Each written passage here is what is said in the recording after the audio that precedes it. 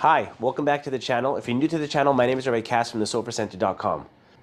I get calls, texts, and emails every single day from people just like you inquiring about tefillin and mezuzahs. So whether you have a question about your tefillin or your mezuzah, or you're looking to buy tefillin and mezuzahs, or you just want to learn more about tefillin and mezuzahs, this is a channel you definitely want to subscribe to. And of course, hit the bell. That way when future videos come out, you'll get notified. So just before I jump into the content of today's video, which is going to be sweating in tefillin, what are the consequences of doing that? What does it take to get them fixed? Can they be fixed? And of course, how to prevent the tefillin from getting ruined from sweat in the first place, right? So first of all, thank you to all the subscribers of the channel who have joined and become members. Your support means the world to me. I appreciate it a lot, and it enables me to make future videos. I just added another tier to the membership level, so if somebody is a lower membership and they want to jump up a higher tier, you can do that in the higher tier. I've had a lot of people reach out to me if I can make a video on this, why the tefillin has the shins, why one is a 3-head shin, one's a 4-head shin, how can you tell if a mezuzah is fake or real. There's dozens and dozens of videos which I would love to make if I only had the time for it. So what I did was I added another tier in the membership program, which basically allows you, I set it up that somebody who joins that level of membership can actually choose the content of a future video. So for all of you that are watching this now, if you have a video that you want me to make on a particular subject with tefillin and mezuzahs, you want me to cover that, I'm happy to do that, the research and everything, and make a video, and I'll even dedicate the video to you or to a loved one, whatever you want this video to be dedicated to, and I'll mention that in the video. So the video will be, that tier is called Creator, because when you join that level of membership, you will have the, and you tell me what you want the video to be on, so that will be, the video will be, I will create the video in your schus. Okay, so this is the tefillin, and as you can see, this is what a tefillin looks like when you're sweating when you're wearing the tefillin. So I actually reached out to the client who sent it to me. He said that he's been sweating in the tefillin for about 4 years. So this is what it looks like, and he said when he takes it off, it's like a little moist on the bottom. So aside from obviously the paint getting worn out, which is half of the issue, because there are actually opinions which say that the Batim don't have to be black, although yes, it's appropriate that it should still be black, but Moshe Sinai is only referring to the Ritzuos. But again, you know, to touch this up with a little bit of paint, you can do that with a marker if you have that, or I can do that for you, obviously. That's not the concern. The concern over here is, if you look, and I'm going to put this down on the table and I'm going to use the caliper to measure it properly, but I don't know if you could see in the video how the front corner here and here are kind of like, it's like a frown almost. It's kind of warping, it's pulling down, it's pulling away. Oh, there you can see it from this angle much better. There you go. You see how the bottom, they're both pulling away? Now that's what happens from the sweat. What happens with the sweat is it causes the leather to warp and pull away. So now what we have over here is, and I'll measure it for you with the caliper, I forget what it was. I have to measure it again. But from here to here is one measurement. From here to here is another, is within 1 millimeter range, here to here. And I'll show you in a minute with the caliper here. But from here to here, it's more than 1 millimeter off. It's not square anymore. Because the corner is pulled down, this corner is not at the end anymore. It's down, and as it curved down, it went in a little. So I'm going to show you that right now. And this is what happens when you're sweating in the tefillin. Now, luckily, this is something that I can fix on gasais. If it's dakais or pshutais, those batim, which is made out of the thin skin, those cannot be fixed. Because it's gasais and we have a lot of leather to work with, actually what I think I'm going to try to do for you in this video is I'm going to show you a little bit the process of how I fix this. We actually have to bend it back the other way and with a heat press, make it hot. But because it's a thick leather, we have the ability to be able to fix this.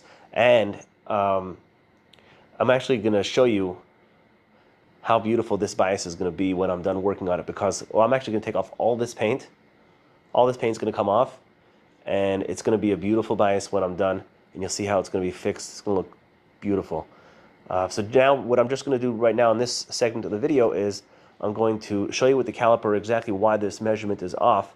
And lastly, it's very important that you don't sweat with the tefillin. So and I've said this before and I'll say it again, if you find that you're taking off the tefillin and they're moist, whether it's the head, the shalosh, or the shalyad, it's very important. Do not put it back in the box and put it back in the velvet or leather bag, whatever you have, while the tefillin are still wet or still moist. Because what happens is then the tefillin sit moist for hours and hours and hours. What you need to do, when we take it off, if you feel it's wet, take a little damp tissue or shmata, wipe it on it to get off any moisture that there may be there, and then leave the tefillin out 10 minutes, 15 minutes, whatever it is, until you feel, when you feel it, you know what it feels like when it's dry, that's when you're going to put it away. So if you're davening at home or you're davening in a space, a place where you can do that easily, so that's an easy thing to do. If you're in shul and you can't exactly take the tefillin home when they're not wrapped up or put away into the box, so then what you're going to want to do is you may want to consider taking the tefillin off a little bit early. You're not going to leave shul early, but let's say after Shemona Esrei, after Asher Uvol L'Sian, take off the tefillin, give them a couple minutes to air out, or maybe when you get home, if that's not an option, when you get home, take them home, then open them out. Make sure they do not get.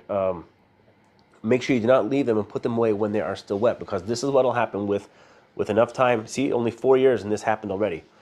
The other thing that you can do is you can buy these dry packs, like you find when you buy a pair of leather shoes or whatever, sometimes you have these dry packs inside there.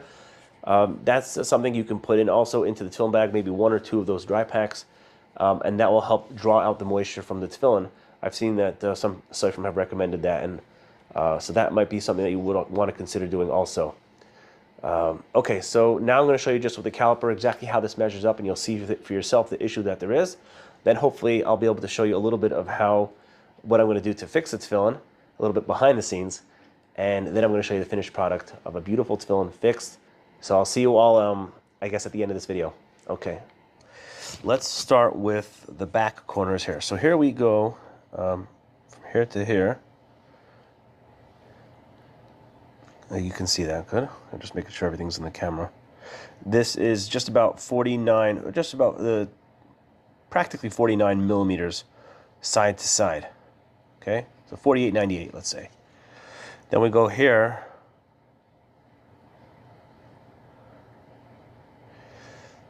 So you see how the corner pulled down already. It's like 48.66.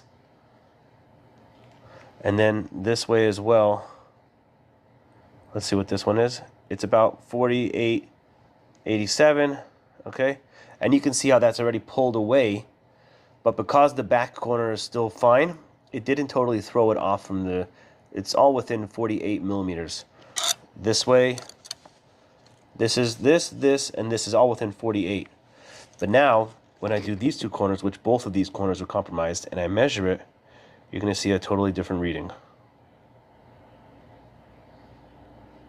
Can you see that? Whoops, I just slipped. I'm trying to get it exactly. Okay, 47.30. So that is, you see how it's narrower. It's over a millimeter narrower. It's almost about 1.5 millimeters narrower than any of the other 3 walls. So now this is not a square anymore. But here you have 3 almost virtually identical walls, and then when it comes to these 2, because of how it's shrunk, you can see here how it's coming in. See, this is the top and this is the bottom. It's all the way here. Same thing with this one. These 2 corners got damaged from the sweat, and that's the problem here. So now what I have to do is, I'm going to have to open up this tefillin, cut the gid with sewing it together. I'm going to have to bend this back the other way, and then we're going to sew it back, seal it, and fix up this paint. I can't wait to show you the finished product. Okay, so stay tuned to the end of the video. You'll see this.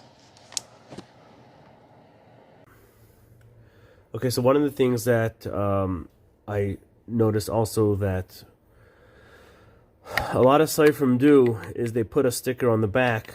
Okay, I'm not looking to badmouth anybody, so I'm just gonna cover the information over here. But you see over here how there's a full sticker that covers the entire, look, it covers over the holes. These are holes which are supposed to be, to allow the tefillin to breathe. Okay, so when you have a sticker which covers over the entire bottom, it's good that it has a place for your name and your address and everything, but at the same time you're suffocating the tefillin. So whenever I get a tefillin with a sticker like this, I always don't have a choice but to cut away the sticker, at least poke holes, and depending on how easy it is to get off, I will remove the sticker. Give me 1 second. Okay, so I cleaned it all up, and now you see here the sticker on the back doesn't look so great, but from the inside, this tefillin could breathe very nice now. So you see, when you check a tefillin by me, you get a lot more than a tefillin checking. Okay, and one other thing I want to mention is with the newer tefillin boxes, they started inserting a mirror inside the base of the tefillin over here, so you can see there's a mirror on the bottom. It's supposed to help you keep the tefillin straight, but it covers over the holes which allow the tefillin to breathe. So I'm not fond of having the mirror inside the Shel Yad box.